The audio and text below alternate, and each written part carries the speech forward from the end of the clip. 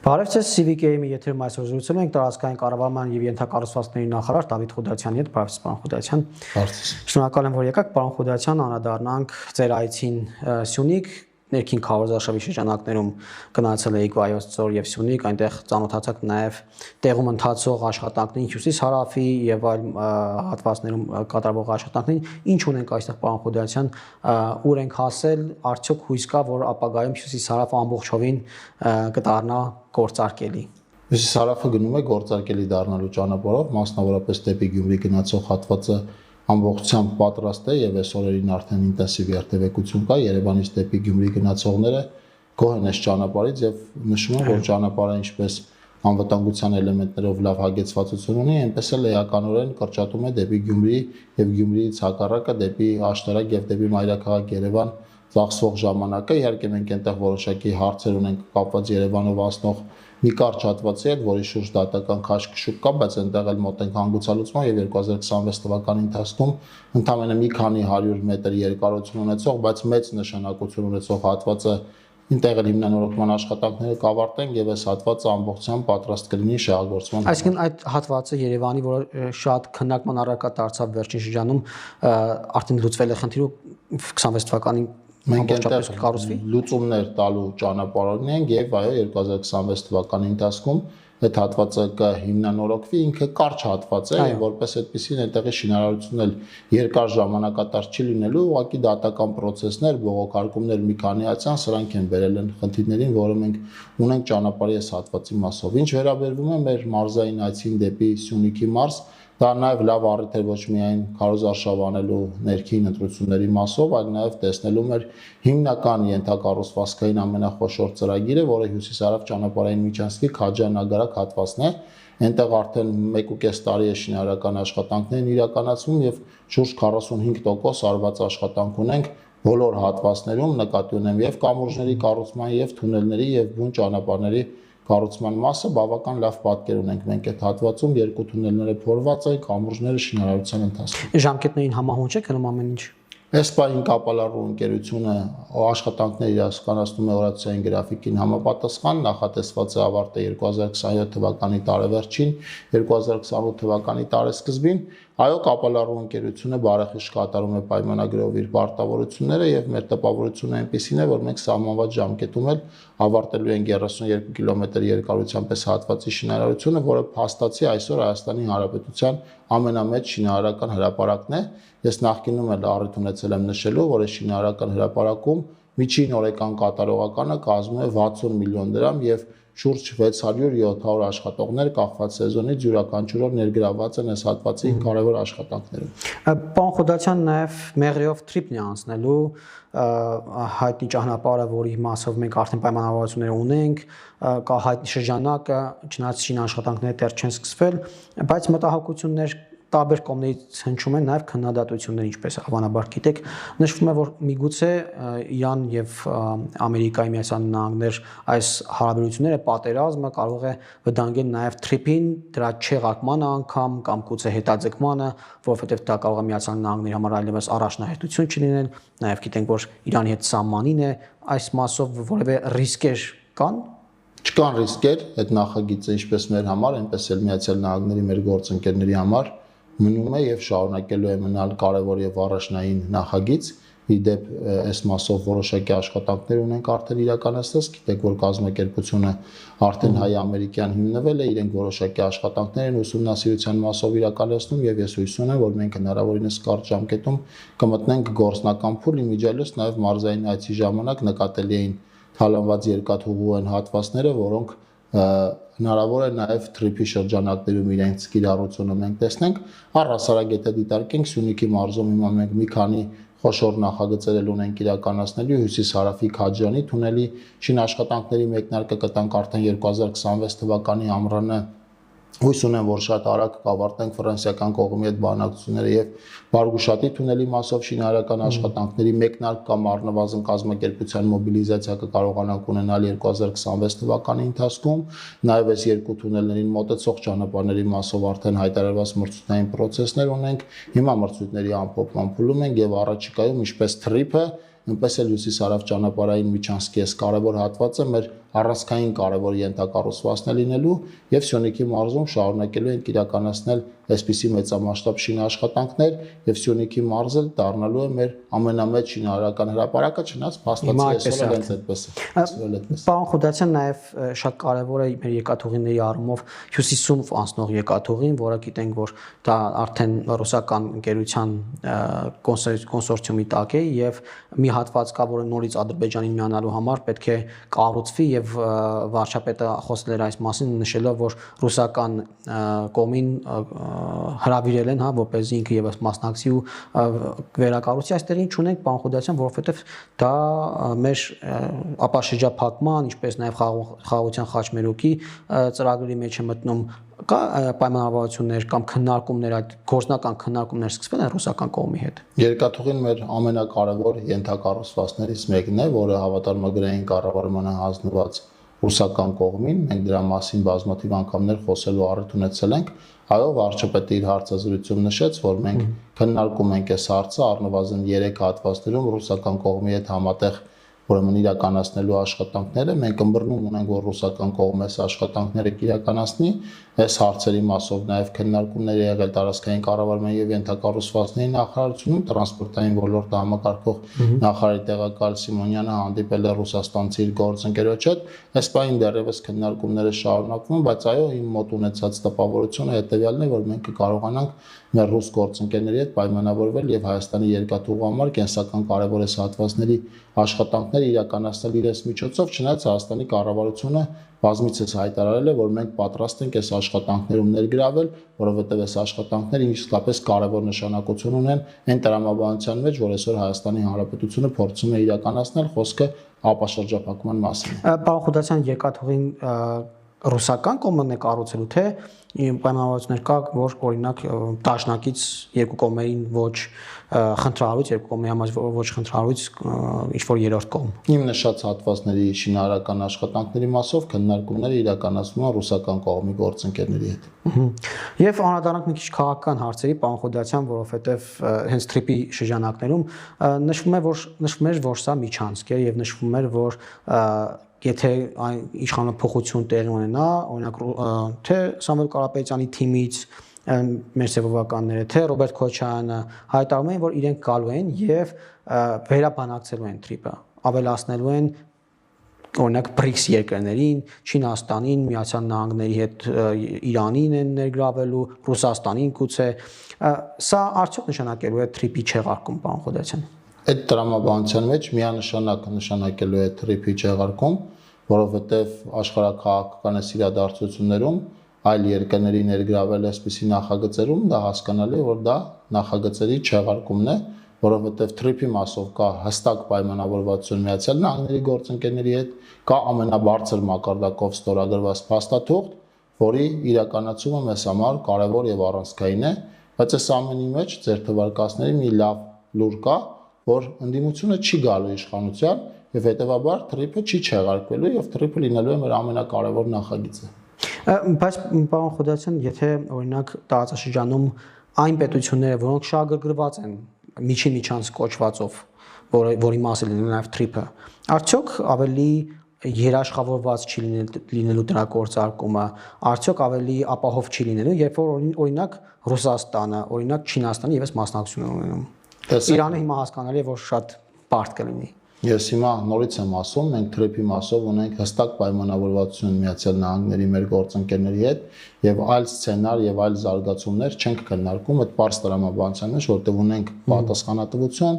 ունենք արդեն համաձայնեցված փաստաթուղթ, ունենք աշխատանքային խումբ, որը ստեղծված է եւ որը սպասարկելու է տրիպի իրականացման գործընթացը, հետեւաբար աշխարհակաղակական այլ խոշոր երկրների ներգրավել այսպիսի նախագծերում, դա նշանակում է ուղիղ գնալ տրիպը չեղարկելու ճանապարհով, ինչը մենք որպես իշխանություն թույլ չենք տալու եւ Հայաստանի Հանրապետության քաղաքացիները որպես իշխանության տեր մեր երկրում թույլ չեն տալու առաջիկա ընտրություններին այսպիսի զարգացում, իմիջիալոց ոչ միայն այսպիսի զարգացում, այլև Հայաստանը տանել դեպի աշխարհակաղակական տարբեր իրադարձությունների կիզակետ դարձնել բառի ամենավատ իմաստով, մենք այսպիսի զարգացումներ թույլ չենք տալու եւ մեր մարզային այցերից ունեցած տպավորությունն էլ անկեղծ այնպիսին է, որ Հայաստանի Հանրապետության քաղաքացիները շատ լավ հասկանում են այս իրավիճակը եւ իրենք էլ հունիսի 7-ի ընտրություններում նմանատիպ բայներ թույլ չեն տալու։ Հունիսի 7-ին քանի որ անդրադարձեք, ուզում եմ այդ հանգամանքին եւս անդրադառնանք,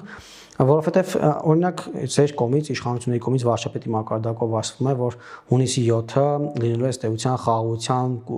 կուսակցության եւ պատերազմի կուսակցությունների միջև ընտրության օր եւ քննադատությունը շատ է պարոն Խոդարյան, որ այսպիսով դուք սպառնում եք մարդկանց պատերազմով ու արդյոք ուրեմն պայմանավորվածություն եք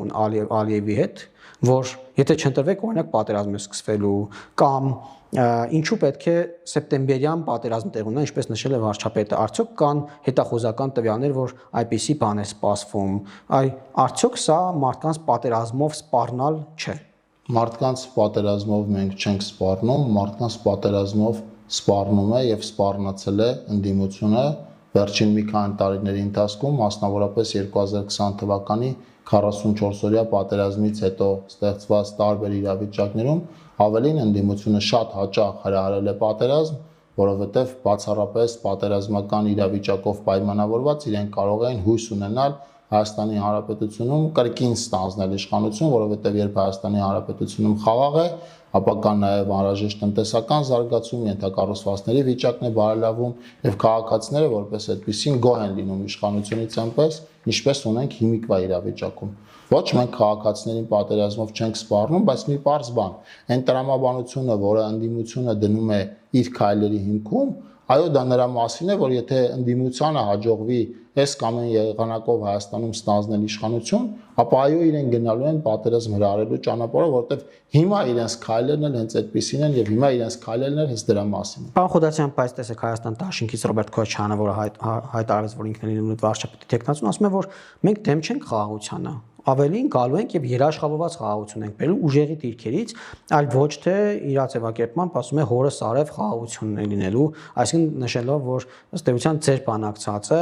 ձեր բանակցած խաղաղությունը կախված է միայն Ալիևի ցանկությունից։ Իրենք գալու են եւ ավել է նաեւ, որ մեր ձևավորականները եւս սա են ասում, որ գալու են եւ երաշխավորների ինստիտուտն են ներդնելու եւ մի քանի երաշխավորի դեպքում միայն հնարավոր է որ լինի երաշխավորված խաղաղություն։ Մենք տեսանք երաշխավորի։ Մենք ունենք ընդհանրապես դիտորդ Միացյալ Նահանգների կողմից։ Շատ լավ, մենք տեսանք երաշխավորի պայմաններում ինչպես կարող է խաղաղություն լինել, նախորդիվ մենք ունենք 30 տարի այնպիսի ժամանակահատված, երբ որ այո, խաղաղությունը երաշխավորված էր այլ երկրի կողմից եւ տեսանք թե ինչ է պատահում, երբ որ խաղաղությունը երաշխավորված է լինում այլ պետությունների կողմից։ Այստեղ կա կայուն խաղաղություն, առնվազն վերջին 2 տարվա ընթացքում, այս 2 տարիները Հայաստանի Հանրապետության պատմության այն եզակի 2 տարիներն են, որտեղ մենք մարտական պայմաններում ոչ վիրավորում, ոչ զոհ չենք ունեցել եւ այո, խաղաղության համար մեկ ցուցիչը հենց սա է եւ խաղաղության երաշխիքը այն երկխոսությունն է, որ հիմա կա Հայաստանի եւ Ադրբեջանի միջև եւ այն ստորագրված փաստաթուղթն է, որ երկու կողմերը ստորագրել են օգոստոսի 8-ին, որում եւ Հայաստանի Հանրապետությունում եւ Ադրբեջանի Հանրապետությունում խաղաղություն է։ Մենք որպես իշխանություն գնալու ենք այն ճանապարհով, որ այս խաղաղությունը ապահովենք 100-ամյակների համար, որովհետեւ առանցքային կարեւորություն ունի խաղաղությունը բոլոր գործոններում։ Հնարավոր չէ հաջողություն ունենալ առանց խաղաղության։ Պարոն Խոդարյան, բայց քննադատությունը հետեւյալն է, ինչու պետք է Ալիևը կրակի, դուք նշում եք, որ 2 տարի սահմանին կրակոցներ չկա, զոհ չկա, բայց ինչու պետք է Ալիևը կրակի, երբ դուք ամեն ինչ զիջում եք առանց կրակելու էլ Ալիևը ստանում է այն ինչ ուզում է։ Մենք ոչինչ չենք զիջել, եթե նկատի ունեն Հայաստանի Հանրապետությունից տարածքային զիջումները, ինչպես նախկինում իրենք այս հարցը շահարկում էին, մենք ճանաչել ենք Հայաստանի Հանրապետության տարածքային ամբողջականությունը, ինչքան էլ դա հիմա զարմանալի թվա, այո, նախկինում Հայաստանի Հանրապետության տարածքային ուրեմն սահմանները եւ տարածքային անձեռնմխելիությունը որպես այդպեսին ճանաչված չի եղել եւ նաեւ ճանաչել ենք Ադրբեջանի տարածքային ամբողջականությունը եւ նույնը նաեւ Ադրբեջանն է ճանաչել Հայաստանի տարածքային ամբողջականությունը եւ այս մասով այո մենք այս քայլը անելով արդեն բավական մեծ քայլով հեռացել ենք պատերազմից եւ իմիջիալոց ընդդիմությունը այս հարցը բազմաթիվ անգամներ շահարկել է եւ եթե իրենց ողբերգական սցենարով գնանք հիմա Կիրանցը չէր լինելու Հայաստանի Հանրապետություն, Ոսկեպարի եկեղեցիներ չէր լինելու Հայաստանի Հանրապետության տարածքում։ Ձեզ կհակադարձեին, պարոն Խոդարյան, որ ոչ թե Կիրանցը չէր լինի, այլ կլինեին այդ Կզլհաջիլին եւ այն մյուս գյուղատեղիները, 4 գյուղատեղիները, որոնք Ադրբեջանին անցան, դրանք կլինեին Հայաստանի սահմանների մեջ։ Դրանք չէին կարող լինել Հայաստանի Հանրապետության սահմանների մեջ, որովհետև դրանք Հայաստանի Հանրապետության տարածքային ամբողջականության մաս չեն համարվում։ Եվ հետևաբար Հայաստանի Հանրապետության տարածքային մաս համարվող ոչ մի միավոր, լինի դա բնակավայր, թե բնակետեղի, քաղաք, թե գյուղական բնակավայր, չի կարող համարվել այլ երկրի տարածք, ինչպես Գիրանցի դեպքում է, ինչպես Ոսկեպարի եկեղեցու դեպքում է։ Իմիջիալոց սահմանազատման գործընթացի ժամանակ Ոսկեպարի եկեղեցու եւ Գիրանց գյուղի մասին շատ ուղիղ է հայտարարվել, որ Ոսկեպարի եկեղեցին մնալու է Ադրբեջանի տարածքում եւ Գիրանց գյուղն է հայտնվելու Ադրբեջանի տարածքում, այնինչ պատկերը 180 աշճան տարբեր է, Ոսկեպարի եկեղեցին ոչ միայն գտնվում է Հայաստանի Հանրապետության տարածքում, այլև դարերի մոռացության մատնվելուց հետո պետական բյուջեի միջոցների հաշվին վերանորոգվում է, իսկ Գիրանցը այսօր հավակնում է դառնալ Հայաստանի Հանրապետության լավագույն, ամենաօրինակելի, ամենաապահով եւ ամենահարմար գյուղական բնակավայրը, դրա մասին վկայում են նաև այն հանգամանքը, որ պետության աջակցությամբ Գիրանցում մի քանի տասնյակ տներ են կառուցվել, մենք այս պահին գազաֆիկացնում ենք Գիրանցը, Գիրանցում նոր դպրոց է կառուցվել, առաջիկայում Գիրանցի հետ կապված ջրամատակարարման ծրագիր կիրականացնենք, այնտեղ խաղահրապարակ կա, գյուղով անցնող ճանապարհների վիճակն է էականորեն փոխվել, գյուղի անցուդարձն է դարձել ամբողջովին այլ տրամաբանության մեջ եւ նորից պիտի ասեմ կառավարության աջակցությամբ Գիրանցում մի քանի տասնյակ տներ են կառուցվում եւ այո սահմանազատման արդյունքում Գիրանցը դառնում է Հայաստանի Հանրապետության ամենաօրինակելի գյուղական բնակավայրը եւ կառավարությունը որպես այդպեսին խրախուսում է դա, ֆինանսավորում է դա եւ կանգնած է Գիրանցի ժողովրդի բոլոր լավ մտքերի թիկունքում որպես եւ իրականացնող եւ նաեւ ֆինանսավոր։ Պարոն Խոդացյան, դուք 89 թվականին, 90 թվականին կարող եք ենթադրել, որ Խորհրդային Միությունը 90-91 թվականներին կարող է փլուզվել։ Ինչու եմ սա հարցնում, որովհետեւ Դաշնակցության Ռոբերտ Քոչարյանի թեզը նա է, որ ուղիղ էլ ասում եմ, օրինակ Արթուր Խաչատրյանը մեկի եթերներից մեկում հարցազրույցների ժամանակ ասեց հենց այդ օրինակը բերելով մենք չէինք կարող ենթադրել, որ 90-91 թվականի Խորհրդային Միությունը կփլուզվի, Հայաստան անկախություն ձեռք բերի։ Հիմա մենք չենք կարող ենթադրել, որ Թուրքիան, Ադրբեջանը որևէ տարի հետո չեն փլուզվի, չեն կազմաքանդվի, եւ մենք պետք է պահենք մեր ձեռքում մեր պատմական հողերը հետ վերադարձնելու այդ իրավունքը։ Եվ ինչու ենք մենք այսօրվանից հրաժարվում այդ իրավունքից, հրաժարվում այդ մտադրությունից, վաղը մյուսօր որ Ադրբեջանը թուլանա, Հայաստանը չի գնալու Արցախի հետ բերի։ Հայաստանի Հանրապետությունը հայտարարել է, որ ինքը ճանաչում է Ադրբեջանի տարածքային ամբողջականությունը, մենք ճանաչել ենք նաև ավելի վաղ Թուրքիայի տարածքային ամբողջականությունը եւ ճանաչում ենք մեր հարևան երկրների տարածքային ամբողջականությունը եւ որպես այդպեսին տարածքային վեճ չունենք այդ երկրների նկատմամբ եւ այո ցանկացած աշխարհակահաղական փոփոխության պայմաններում մենք որպես իշխանություն չենք պլանավորում տարածքային պահանջի նոր ստեղծում մեր հարևան երկրներից իսկ ինչ վերաբերում են հանգամանքին որ ձեր նշած падգամավորը ասում է որ աշխարհում այս կամ այն երկրները կարող են թուլանալ, այդ դեպքում իրենք ինչպես են առաջարկում երաշխավորի ինստիտուտներ դնել խաղաղության process-ում։ Չէ՞ որ այն երկիրը, որ այսօր կարող է լինել երաշխավոր երկիր, վաղ այդ երկիրն էլ կարող է թուլանալ եւ իր կողմից տված երաշխավորությունը առ ոչինչ կհամարվի։ Ինչ մենք տեսանք։ Այո, ուղղակի ընդդիմությունը շատ իրավիճակներով իրենք ճկուն են, այս դեպքում այս օրինակն են վերում, որը ամբողջությամբ որպես ճիշտ օրինակ, մյուս դեպքում նույն օրինակը ներկայացնում են որպես հարություն աշճան հակառակ օրինակ, եւ միտեղ խրախուսում են երաշխավորությունը, միտեղ փորձում են փախչել երաշխավորությունից, բայց մենք ունենք հետեւյալ իրավիճակը. մենք բանակցություններ ենք վարում Ադրբեջանի հետ եւ բանակցություններ ենք վարել Ադրբեջանի հետ տարբեր ֆորմատներում խաղաղության հասնելու հետ կապված եւ օգոստոսի 8-ից հետո Հայաստանի եւ Ադրբեջանի միջեւ հաստատված է խաղաղություն։ Պարոն Խոդասյան, այդ համար ուժեղ բանակցողը կգա եւ ոչ թե մեկ երաշխավորի, այլ մի քանի երաշխավորի ինստիտուտը կներդնի, մի քանի երաշխավորների դեպքում ձեր ասած տարբերակը ավելի քիչ հավանական կլինի։ Սա ուժեղ Հայաստանի կամ մեր սեփականների առաջ տարվող օրակարգն է։ Ես նախ ուժեղ ճակերտավոր ուժեղ առաջնորդներին խորհուրդ եմ տալիս ուղիղ խոսակցություն ունենալ իրենց քաղաքացիների Հայաստանի Հանրապետության քաղաքացիների հետ եւ չհարաբերվել Հայաստանի Հանրապետության քաղաքացիների հետ արհեստական բանականության զանազան գործիքների միջոցով։ Հայաստանի Հանրապետությունը իդեմս վարչապետ Նիկոլ Փաշինյանի ունի ուժեղ առաջնորդ, ով որ ուղիղ եթերում Հայաստանի Հանրապետության բոլոր մարզերում եւ մայրաքաղաք Երևանում շփվում է քաղաքացիների հետ, որոնց մի մասը կիսում են իշխանության գաղափարները, մի մասն էլ հակառակ են իշխանության գաղափարներին, բայց ուժեղ առաջնորդը նա է, ով քաղաքացիների հետ ոչ միայն չի խուսափում շփումից, այլև դա անում է ուղիղ եթերում։ Ընդդիմության իրենց ուժեղ առաջնորդ կամ ուժեղ թիմ ներկայացնողները ձեռք են առնում Հայաստանի Հանրապետության քաղաքացիներին եւ այս էլ որ երրորդ անգամ Հայաստանի Հանրապետության քաղաքացիների հետ շփվում են արհեստական բանականության միջոցով։ Քաղաքացիները կարիք չունեն արհեստական բանականության միջոցով շփվել են մարդկանց հետ, ովքեր հավակնում են երկրում իշխանություն ստանձնել, որովհետև դրա համար հարկավոր է ունենալ սմարթֆոն եւ ընդհանրապես ChatGPT-ով կամ այլ արհեստական բանականության գործիքներով հարաբերվել ցանկացած մարդու հետ, ցանկացած տեմով, այսօր տեխնիկան թույլ է տալիս այդ հնարավորությունը։ Դուք վախեցել եք, մարդուն տարեք կալանավորել եք, արգելում եք ուղիղ եթերով շփվել իր քաղաքացիների, իր ընտրողների հետ, հիմա ինչ եք պահանջում այդ Նախ մենք մարդուն չենք կալանավորել, սկսենք դրանից, Հայաստանի Հանրապետության իշխանությունը չի որոշում այս կամ այն մարդուն կալանավորել, հետո քննչական կոմիտեն իր տարածած հաղորդագրության մեջ նշել էր, որ ձեր նշած մարդը, որը իրեն համարում է ուժեղ առաջնորդ, այդ մարդը ազատորեն կարող է օգտագործել քաղաքացիների